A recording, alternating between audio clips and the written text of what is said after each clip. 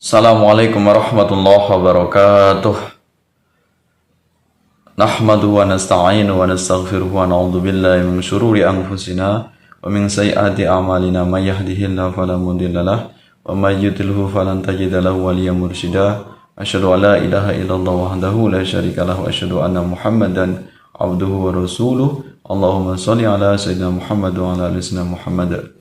Pemirsa yang kami muliakan, saudaraku dimanapun Anda berada, mudah-mudahan Anda selalu dalam lindungan Allah Subhanahu wa Ta'ala. Amin ya Rabbal 'Alamin. Terima kasih Anda semuanya berkenan untuk hadir di majelis ini, di channel ini. Mudah-mudahan memberikan manfaat untuk kita semuanya. Terima kasih atas dukungannya. Mudah-mudahan apa yang kita kaji dalam rangka thalabul ilmi mendapatkan ridho, mendapatkan rahmat dari Allah Subhanahu wa Ta'ala. Amin ya Rabbal 'Alamin. Pada kesempatan ini kita akan membahas tentang bagaimana upaya kita, peran kita, ini cara untuk menangkal yaitu kristenisasi atau pemurtadan. Ya, kita tahu bahwasanya kalangan non-Islam atau kalangan Nasrani ini gencar untuk bagaimana umat Islam dimurtadkan. Ya, berbagai macam upaya, baik itu secara terbuka maupun secara terselubung, secara sembunyi-sembunyi. Ini bagaimana agar mereka ini mencari pengikut, ya, agar umat Islam ini keluar dari ajaran agama Islam. Ini walaupun tidak kerap kita jumpai, tapi tetap ada upaya dari kalangan non-Islam atau kalangan Kristen untuk bagaimana umat Islam ini bisa murtad, tentunya yang mereka lakukan dengan berbagai macam upaya. Ya, upaya agar umat Islam ini murtad, pindah agama menjadi Nasrani. Nah, ini yang terjadi di masyarakat kita. Atas bagaimana upaya kita selaku umat Islam membentengi agar umat Islam ini tidak mudah masuk atau berpindah haluan, berpindah keyakinan dari Muslim kemudian pindah ke agama yang lain. Terutama yang paling gencar mencari pengikutnya adalah yaitu kaum Nasrani. Ya, dan memang kebanyakan mereka ini secara sembunyi-sembunyi karena mereka minoritas. Ya, kalau secara terbuka tentu mereka ruang geraknya akan kesulitan, terutama menghadapi tokoh-tokoh agama, ya, yaitu para kiai, ulama ataupun para ustadz yang ada di tengah-tengah kita. Sehingga mereka kebanyakan ini dalam menyebarkan paham atau agama Nasrani ini secara terselubung atau secara sembunyi-sembunyi. Atas bagaimana sikap kita selaku umat Islam melakukan tindakan preventif, ya, pencegahan agar jangan sampai di lingkungan kita ada misi kristenisasi atau pemurtadan. Ini ada beberapa hal yang perlu kita lakukan. Tentu ada banyak upaya, cuma di sini ada beberapa poin yang sangat urgen, sangat penting untuk saya sampaikan untuk bisa menjadi bahan kewaspadaan untuk kita semuanya. Apa saja yang harus kita lakukan? Yang pertama adalah penguatan akidah, yaitu bagaimana umat Islam ini mantap akidahnya, mantap pengetahuan agamanya. Ya, paham tentang rukun iman dan rukun Islam, sehingga mereka juga dalam melaksanakan ibadah, melaksanakan perintah agama, syariat Islam ini benar-benar diiringi dengan keikhlasan, bukan semata-mata karena paksaan. Jadi mereka bukan hanya sekedar Islam KTP, ya, bukan hanya karena KTP-nya saja, tapi memang benar-benar umat kita, umat Islam ini benar-benar menjadi umat yang berkualitas, ya, khairah ummah. Jadi bukan hanya sekedar KTP, tapi benar-benar ajaran Islam, ajaran agama, kewajiban agama syariat Islam ini benar-benar dihayati dan diamalkan dalam kehidupan sehari-hari. Nah, di sini yang memiliki tugas yaitu para ustadz, para kiai, para ulama untuk membentengi umat Islam dari upaya kristenisasi. Jadi bagaimana disadarkan, dipahamkan agar pemahaman masyarakat kita, umat Islam ini benar-benar mantap akidahnya, mantap keyakinannya, sehingga tidak goyah walaupun dalam kondisi apapun, kondisi dalam keadaan kesulitan misalnya, dalam keadaan kekurangan harta, ini mereka tetap bertahan dengan akidahnya. Tidak mudah untuk digadaikan akidahnya dengan akidah yang lain hanya karena iming-iming dunia.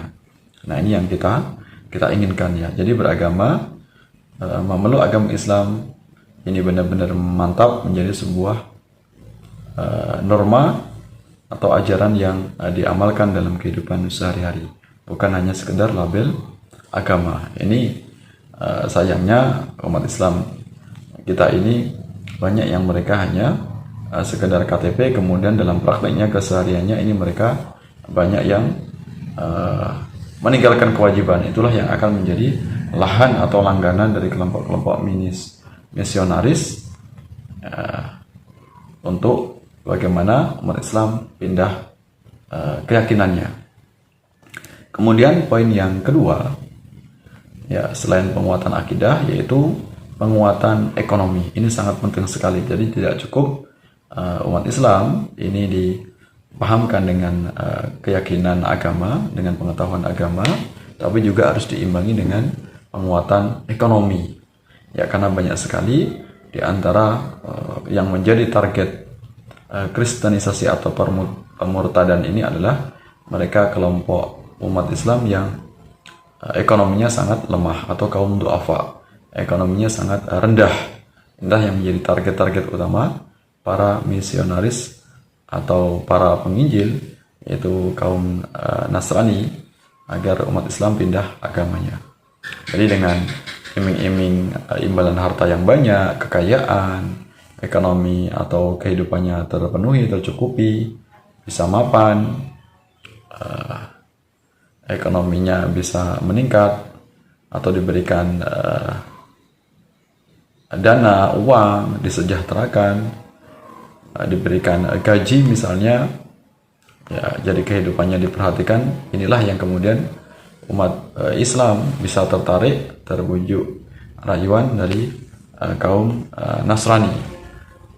Juga diberikan sembako misalnya, bahan-bahan pokok kehidupan, kepentingan atau kebutuhan sehari-hari.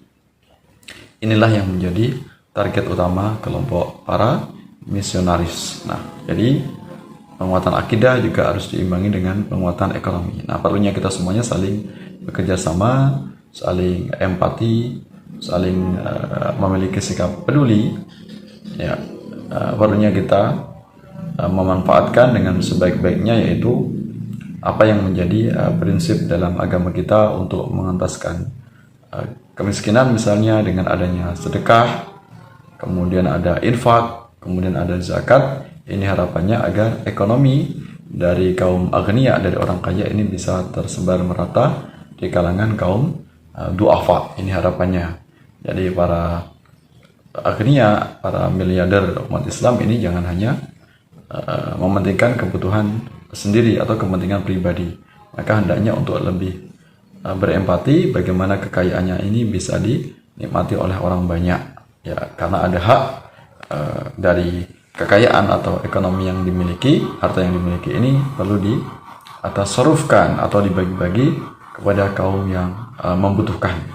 Nah, ini yang kedua. Kemudian yang ketiga, yaitu perlunya kita paham tentang ajaran Kristologi, ajaran Kristen ya. Perlu adanya kajian Kristologi. Ini harapannya bukan berarti kita ingin menghina mereka, bukan pula kita ingin cita-citanya ingin masuk ke dalam agama Kristen, tapi bagaimana kita mengetahuinya, bagaimana konsepnya, sehingga kita nanti tahu celah atau celahnya atau kelemahan dari ajaran Kristen. Berbagai macam penyimpangan, berbagai macam kesesatannya yang ini perlu kita jelaskan kepada umat, kepada masyarakat, sehingga mereka tahu walaupun diiming-imingi dengan berbagai macam kenikmatan duniawi, maka umat Islam tidak gampang untuk terperdaya. Nah, jadi perlunya adanya kajian Kristologi, kajian tentang Kristen bagi umat Islam, ya, umat Islam yang tentunya ini butuh adanya pendampingan, sehingga kita nanti paham bagaimana doktrin tentang Kristen, bagaimana penyimpangannya, bagaimana silsilahnya Yesus yang semula adalah manusia kemudian dianggap bisa menjadi Tuhan, dan berbagai macam doktrin-doktrin dalam ajaran Kristen yang itu adalah mengalami penyimpangan, sehingga kita tahu nanti iming apapun itu tidak akan goyah keimanan kita. Ajaran Islam kita tidak gampang untuk disesatkan atau masuk dalam ajaran agama Kristen atau agama yang lain. Seluruh umat Islam untuk bagaimana saling menguatkan akidah atau keyakinannya. Kemudian juga ekonomi tadi harus kita perhatikan, jangan sampai ada umat Islam yang terlantar. Ya, semakin banyak umat Islam terlantar, nanti akan semakin banyak yang menjadi target incaran dari kelompok Nasrani. Jadi dengan adanya kita memahami konsep-konsep tentang doktrin Kristen, sehingga kita nanti bisa tahu, bahkan bisa menjawab segala penyimpangannya. Ya, tentunya dengan sikap santun ya. Kita jadi boleh juga untuk berdebat, yang penting debatnya tidak saling menghina, tidak mencelah. Tapi debat untuk mempertahankan argumen masing-masing demi untuk mencari kebenaran. Nah, itu hal yang semacam itu boleh-boleh saja, sah-sah saja.